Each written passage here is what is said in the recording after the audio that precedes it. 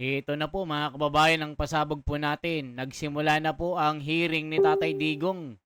Pakinggan po natin. Pahiya ang ICC dito. Ito na po. The prosecution charges Mr. Rodrigo Roa Duterte with 2 counts of murder and 1 count of murder and attempted murder as a crimes against humanity committed between 2013 and around June 2016 and between around July 2016 and September 2018 in the Republic of the Philippines as follows. Count 1. Murder of 19 victims alleged to be criminals, including 3 children, who were killed in or around Davao City in the Philippines between 2013 and around 2016 by members of the Davao Death Squad, while Mr. Duterte was the mayor of the Davao City pursuant to Article 71A of the Rome Statute. Count 2. Murder of 14 victims labeled as high-value targets for their alleged criminality, who were killed in locations across the Philippines between around July 2016 and July 2017 by a network of perpetrators comprising state actors and others, referred to as the National Network, while Mr. Duterte was the President of the Philippines pursuant to Article 71A of the Rome Statute. And count 3. Murder and attempted murder of 45 victims, comprising 43 murders and 2 attempted murders of persons alleged to be criminals, including 3 children who were targeted in barangay clearance operations in locations across the Philippines between around July 2016 and September 2018 by members of the National Network, while Mr. Duterte was the President of the Philippines pursuant to Articles 71A and 25(3)(f in respect of the attempted murder of the Rome Statute. The prosecution alleges that Mr. Duterte is individually criminally responsible for all 3 of the above counts as follows. First, as an indirect co-perpetrator pursuant to Article 25(3)(a) of the Rome Statute. At least between 1st November 2011 and 16 March 2019, Mr. Duterte and his co-perpetrators shared a common plan to neutralize alleged criminals in the Philippines, including individuals perceived or alleged to be associated with drug use, sale, or production, through violent crimes including murder. Mr. Duterte and his co-perpetrators implemented this common plan through the hierarchically organized structures of the Davao City Police and Davao Death Squad, and then the National Network. Within the framework of the common plan, Mr. Duterte made essential contributions to the crimes in counts 1 to 3 by A. Designing and disseminating the police to neutralize alleged criminals, both in his role as a mayor of the Davao City and also during his presidential campaign and as a president, including by endorsing the anti-illegal drugs campaign Double Barrel. B. Establishing and overseeing the DDS. C. Instructing and authorizing violent acts, including murder, to be committed against alleged criminals, including alleged drug dealers and users. Ayan mga kababayan ko. Sa tingin nyo, totoo bang may DDS? Wala naman eh. Siguro supporter na DDS, diring-diri sa sistema. Meron, pero yung Davao Death Squad, wala po yan, mga kababayan ko. Gawa-gawa lang ng mga kalaban yan. Sabi ng mga tangalista, Convict Duterte, justice for the victims. Paano naman yung mga nilapastangan ng mga rapists? Mga tangalista ba kayo? Yan ang mangyayari kapag minumura ang Panginoon. Oy, hindi niya minura ang Panginoon. Panginoon ng mga tangalista ang minura. Isipin mo, sasamba ka sa rebulto. Iyakan na mga tangalista pag nakauwi si Tatay Digong. Justice we serve. Iyakan mga didilis ngayon. Kayo ang iiyak.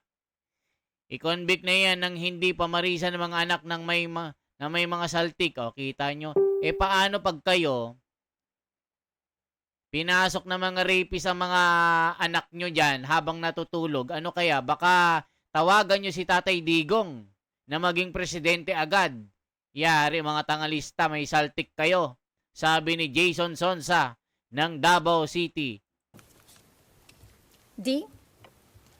Providing personnel and other necessary logistic resources such as weapons including those to be used in the execution of the crimes.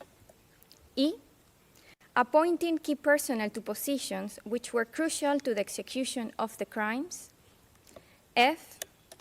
Offering financial incentives and promotions to police officers and hitmen. Mga kababayan, hindi naman totoo ang mga sinasabi ng mga ito ng mga kalaban ni Tatay Digong. Gawa-gawang mga kaso lang ito. Sabi ni Chusi ng Tarlac, dating tangalista ayaw na kasi ayaw na maging bobolista. Halaka.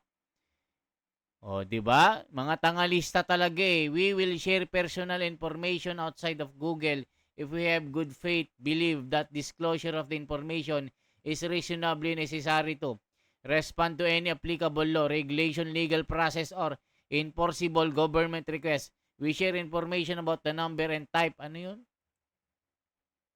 Ano sinasabi ng mga ito? Bayaran ang ICC. O, tingnan nyo, sabi ng mga tao, bayaran ang ICC dito. Itong bansang ICC na ito hindi rumispeto sa batas ng Pilipinas. Galit na galit ng mga tao. Next, Bato and Bongo, sabi ng tangalista. Ayan, mga tangalista, mga kababayan. Gusto talagang matuluyan si Tatay Digong na makulong sa ICC. Pero, pagka ito, pinasok ng mga rapist ang bahay ng mga ito, tawagan nyo si Tatay Digong. Nako po, yari kayo. To kill alleged criminals. G. Creating and maintaining a system in which perpetrators knew they would be protected, including through promises of immunity and shielding perpetrators from investigation and prosecutions. H. Making public statements authorizing, condoning, and encouraging killings of alleged criminals, both as a mayor of the Davao City and as a president of the Philippines. I. Authorizing state actors to take part in the anti-drugs campaign and temporarily revoking such authorization, including to placate public outcry. J. Publicly naming individuals and holding up charts from lists of alleged criminals, including so-called high-value targets, some of whom were subsequently killed. Second, in the alternative, Mr. Duterte is charged with ordering and/or inducing the charged crimes pursuant to Article 25(3)(b) of the Rome Statute, and/or aiding and abetting these crimes pursuant to Article 25(3)(c) of the Rome Statute. Ayan, mga kababayan ko, yan po ang kinakaharap na kaso ni Tatay Digong. Officer Reed, 3 counts of murder versus Duterte at ICC pre-trial. Pero dito mga kababayan, inisnab lang ni Tatay Digong itong mga ICC na ito. Na gusto lang, alam nyo mga kababayan,